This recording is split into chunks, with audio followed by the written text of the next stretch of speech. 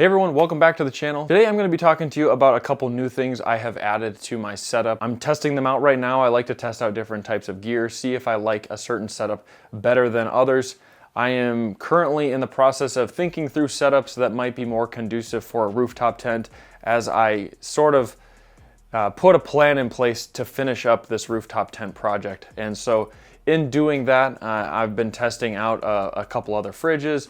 I've been testing out some different stuff from Rome, and I want to show those to you. So the fridge we're talking about today is the 48 quart Nuaire fridge. If you remember way back when I talked about their 80 quart fridge, I really like Nuaire's products because they sell a pretty good budget friendly fridge with an LG compressor. And what kind of seems to be unique about them is for their kind of compact size. So the volume that they offer in these fridges just seems so expansive given their exterior dimensions. I really like that. I also think they've just got a slick look. They've come with wheels, they've got a handle, they're easy to move when they're heavy, and there's just a bunch of things that is pretty awesome and makes them kind of a good option to at least consider. Not to mention, they have this built-in battery and solar system that works on that 80 quart and this 48 quart fridge, so it might be an option for you to test out. One thing I've been doing is one of my buddies, Jake, if you've heard of Wilderness Off-Road's channel, he's been helping me test this out on a couple of his different trips because I wanted to kind of see how it would perform. I can do the standard tests at home, but he was recently leaving on a couple trips, and so I was like, well, hey, take it and test it out and see what you think of it, and I'll kind of report back what you find, and then I'll also talk a little bit more about some of the features that I like about it, and we'll kind of go from there. But what I really like about this 48 quart fridge setup is there's two separate regions. For a dual zone fridge, you can control both regions. They're temperature controlled. They can both be freezers, they can both be refrigerators. Typically, when you look at some of these refrigerator setups though, the higher portion is I think what they call like a dairy tray or something. It's essentially the warmest area that could be in the refrigerator, and it's not going to be an issue or something along those lines. I think that's the logic for it.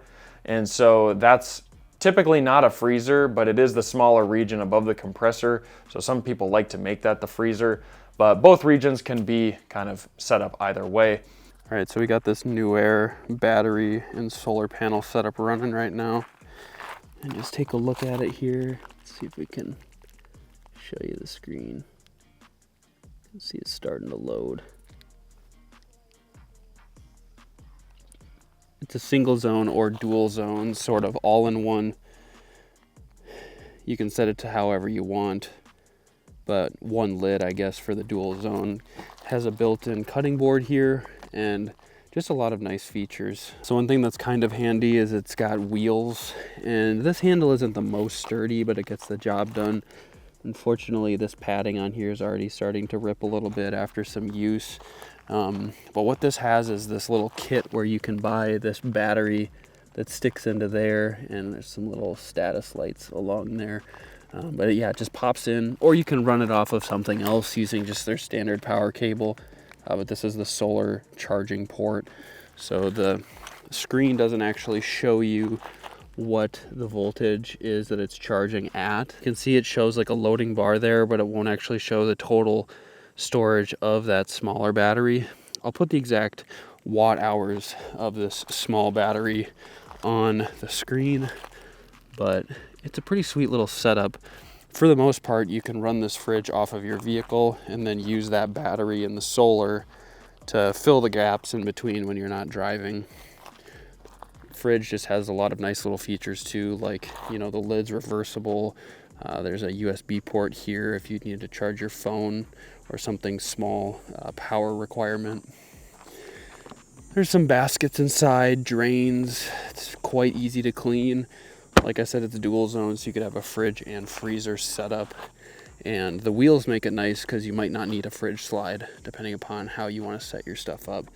Bottle opener, and Jake has been hauling this in his car instead of in the 4Runner, because I'll show you here in a second. Been testing out a couple other things too, but it's pretty sweet for his Outback. It fits right here great, so that's kind of another option if you have a drawer system or something with one drawer. could put the fridge in the other spot, and he turns it on its side so you can actually open the lid, and it's pretty sweet. Basically, when you were driving around for the day, if you ran the fridge off of your car, it seemed to work out all right that you could essentially get this fridge and the battery system and the solar. And when you were parked somewhere using the solar, you could top off your battery and you could run the fridge off of that battery. And then when you were driving around, you could run the whole system off of your car to really give that battery just a little bit of a break. And then during the night when you weren't doing either, it could run solely off of battery power, but also typically is when the fridge would be most efficient given temperatures at night. And so overall, the system seemed to be like a pretty decent option. Given the price point, it's hard to say whether using something with this sort of solar would be better, or if you're better off spending roughly $500 on a smaller size battery that you would maybe just charge at a campsite or something like that. It just kind of depends on what your circumstances are, how often you're driving on your trips, if you're staying places with power or if you're off the grid, these sorts of things. But I still think it's a cool product, and I just wanted to bring it to you guys and kind of showcase it. So it may not be a product that's for everybody, but I wanted to show it nonetheless. So I took a little trip here. That's why I'm back in my shop kind of doing this introduction. But I took a trip over the weekend and was able to just pack up my Roam 125 liter case with a bunch of recovery gear. I've talked about a lot of recovery gear. I'll link that video up somewhere here, but I've got a bunch of pretty budget stuff. I'm not trying to rock the most fanciest and expensive gear, especially at the moment. And that's one reason I really like Sandy Cat's gear. He sells a lot of sort of budget gear. He toes that nice line between quality and price point. And so I've got some things from him that he was willing to send out to me. And I used it this winter some too for pulling some people out of deeper snow. It works great. So I've got some soft shackles, a kinetic rope, a tree saver, I think a static rope too, which I have never used, but I just have. Maybe there'd be like a use case for it somehow. I loaded up all of my tools inside of this. It got pretty heavy, but it was a nice compact way to keep everything very clean and succinct. So also inside of there, I added a bottle jack with sort of like an extended length, which was pretty handy because given the lifted vehicle, my OEM bottle jack is maybe a little bit on the small side. Let's see what other things I add in there. I typically like to carry a bunch of ratchet straps, but this Roam case in particular is really nice because it's got a ton of extra buckles and it's really designed for added weight. So typically speaking, I will have my fridge on the left and the 105 liter case on the right. Today I'm trying just a slightly different setup. We've got my 105 liter right here, which my 105 liter I basically use to hold like cooking goods of any kind, basically to have one bin I grab, and that's basically everything. So I've got these little smaller dividers I just bought on Amazon to help divide it up, and then I've got a lid organizer, but it's not quite as big as this 125 liter, and it doesn't have wheels. It's not really as, I'm sure it would be well designed for it, but it's really not as designed for super heavy weight. So this case has, instead of 2 buckles, it has 7. So it has 2 on here, 2 on the other side, 3 on this side. There's wheels on the other side, and I think this has got to weigh 80 to 100 pounds right now. It's very heavy.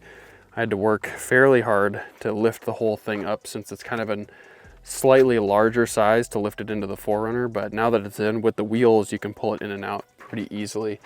But if we just like lift this lid, I've filled the whole thing with various recovery gear. So I've got, you can see actually I've got a bottle jack right there that's extended length from Harbor Freight. I've got my socket set right there. I've got my tools. I've got these ozone things, which I'll make a different video about, in the near future. But they're pretty cool. They're like these, they create basically an electric field to produce ozone, to clean scents and other, I think, more biologically based things, so they can kind of clean a little bit as well. But yeah, also have some ratchet straps, my kinetic rope, and just some other things. Lots of like little recovery gear things that all fit in this case nicely. And I wanted to test this out because if you are somebody who has a rooftop tent setup, you're not going to have like roof cases holding all your recovery gear, likely, because you probably are like me where you don't want to have too tall of a tent setup. So recovery gear here, and then maybe a fridge that would go right behind the front seats, and then the 105 liter here to hold all of my cooking stuff. If you're new here, you maybe haven't seen my storage setup. This isn't super organized, but I've got the FinFab molly panel and shelf, and yeah, so far it's actually treated me quite well, and it just allows me to store most of the bedding and other things up above there. And it's great if I'm trying to sleep in my vehicle. So we've got some traction boards stuffed on the side here. Wasn't trying to do anything crazy, but it's always nice to have them along. And kind of the last piece of gear that I've maybe talked a little bit about, but this is the Sandy Cat's DIY sort of water shower system. He includes a bunch of different attachments in different sort of ways to spec out your kit. This is the shower one, but all you do is you plug in the little battery right here. With the Velcro, you plug in your cable right on the side, just like that. And then it basically allows you to have on-demand sort of pressurized water for cleaning or showering or whatever. And this system you can just take out of this one and you can put it into another can. So some people will buy two and have just, you know, a different lid, so you can swap lids. There's a lot of different options, but it's really handy to have that. I think he mentioned that he'll sometimes fill it with like 2 to 3/4 of the jug with cold water and then boil water and fill it the rest of the way, and then that warms the water up quite a bit. So there's some different options, but just having pressurized water is super handy. So yeah, right now this is kind of how the 4Runner's standing. I'll do a formal walk around like I've kind of done now the past couple falls, and obviously this C4 bumper is new. It's got this drop down table here, but I've still got my DIY leveling platform, and this is a big wood shelf that can pull out. The C4 bumper here as well is like, this is 10 to 11 inches deep. So when you delete some of the OEM plastics, this just comes and puts in a nice flat surface. So that border line is kind of like a small tailgate to work off of. So yeah, just been testing out some different stuff and wanted to show some of the stuff to you. So yeah, definitely check out Roam Case stuff. I'm sure you've heard of them before, but they make a lot of different cases for cool use cases. And you know, clearly you can see right here a 125 liter and a 105 liter. They're almost the same height and both fit between the wheel wells, and you can flip up the middle row if you needed to. So I don't have that shown here, but you definitely could do that. So yeah, check out those cases, and then also check out this fridge, because you know, you've kind of got an all-encompassing kit here if you wanted to consider that battery, the solar, and the fridge. But the fridge alone has a lot of nice little features, and it's a really compact size. So this would totally fit in the vehicle with the 105 liter or the 125 liter case, you know, depending upon which one you'd want. Lots of different options, and yeah, you can kind of configure it how you might like. But these new air fridges in particular, just, they seem to work so well. They are, for the most part, pretty efficient for their size, and they also seem to make good use of their volume. So even though this one is on the smaller size for being the volume that it is, the walls seem to be insulated well enough to be efficient, but the cavity space inside of here really holds a lot of food compared to a lot of the other fridges that I've tested in the past. I tend to not really film my trips because I'm just trying to sort of enjoy them, but I try to test out products as I'm taking these trips and then report back to you, you know, everything that I think is kind of interesting about them. So, well, it's a slightly unconventional styled video. You maybe would have expected sort of the more typical format from me, but I didn't really film everything out on the trip.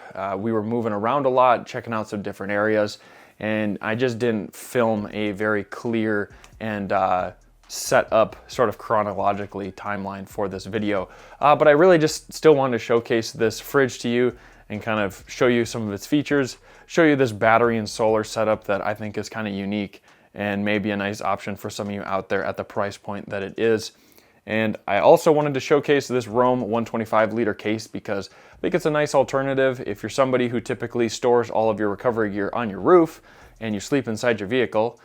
which was basically my previous setup, where are you going to put all that recovery gear if you decide to put a rooftop tent up top? So, you know, you need a place to put that. And I didn't test out on this trip putting this 125 liter basically in the second row and then running my 105 liter kitchen setup with a fridge. I didn't test that out this trip because I wanted to see kind of what the sizes were here if I wanted to run a 105 liter and a 125 liter side by side, which I showed you. And so, yeah, just, it was a shorter trip. I knew Jake was along with us and he could pull the fridge along in his vehicle. So I ran kind of a weird setup in the sake of sort of R&D and trying out some different things. So it's pretty sweet that this stuff fits the way that it does. I don't know if this is just pure luck as far as dimensions go, or if this is all specifically designed by Rome, given that space in the trunk of these 4Runners. But with the seats up, these cases side by side fit perfectly, and all of it works seamlessly with my window, molly panel, and shelf system. So I'm really digging how organized and compact all of this is. And I'm still trying to kind of clean it all up, and I'll report more to you in probably a month or two when I do another walk around update.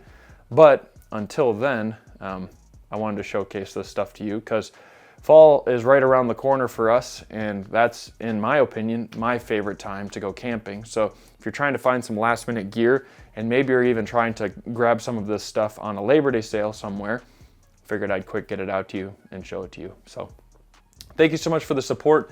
As always, I've got discount codes that maybe can help save you a little bit of money. I always link those down below, so go check those out. Go follow me on Instagram.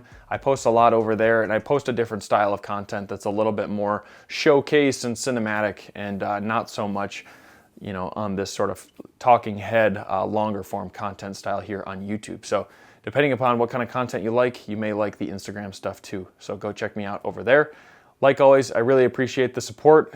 I'm not really slowing down on content here. In fact, trying to catch up, and I've got about, you know, roughly a 2 video a week schedule here for a little while now. So yeah, stay tuned. I've got more content coming, and get subscribed and turn on that notification bell so that you actually know when I post, because I haven't had the most consistent schedule lately, but I really do try to target kind of that Monday to Thursday night sort of range. So thank you so much for the support. I really appreciate it. We're continuing to grow, and it's exciting. So thank you so much. I'll catch you all in the next video.